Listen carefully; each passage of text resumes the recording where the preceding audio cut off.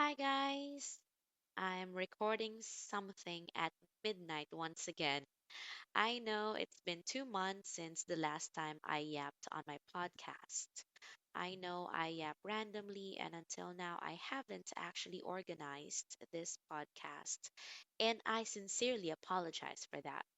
But hey, at least I'm finally following a script.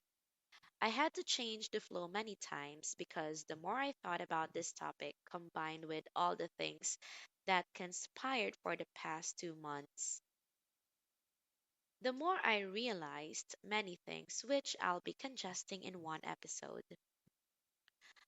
First things first, 2024 is coming to an end.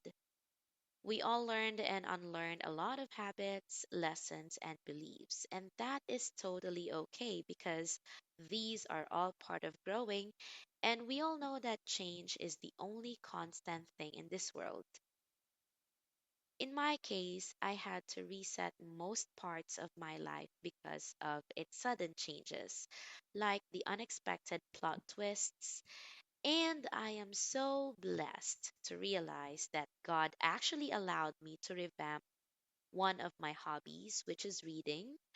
Not only I am reading for fun and knowledge, but I also started annotating, though I am writing on a separate notebook because I honestly don't want my books to be dirty of my scribbles. To kickstart this habit, I chose one of my all-time favorite books, which is Ikigai by Hector Garcia and Francesc Miralles. Now, I am honestly unsure if I pronounced their names correctly, and in case I made a mistake, please do correct me in the comment section. And I honestly appreciate if you do that because I know I have so much to learn. Thanks in advance. Anyway, going back to the topic, for the book's premise, this is about many ways on how to discover and realize one's ikigai or the purpose of living in general.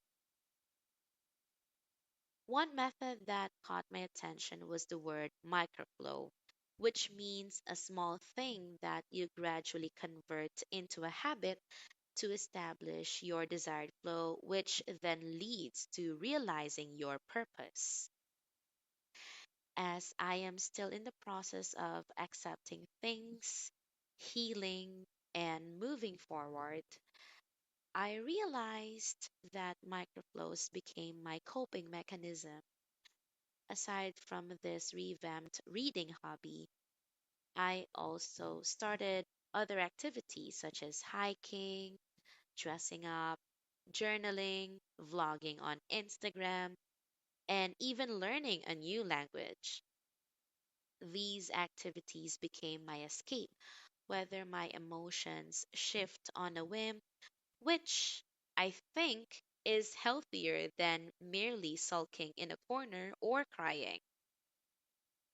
I know that 2 months are too short to determine whether these microflows can help me in discovering my purpose, but I am certain and that I am faithful towards God's beautiful promise, which is to lead me towards a brighter future that I deserve.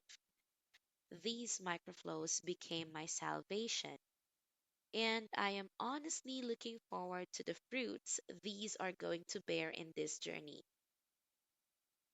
This then leads to making these microflows a huge part of my resolution in 2025, which is to keep on moving, on growing, and on prospering.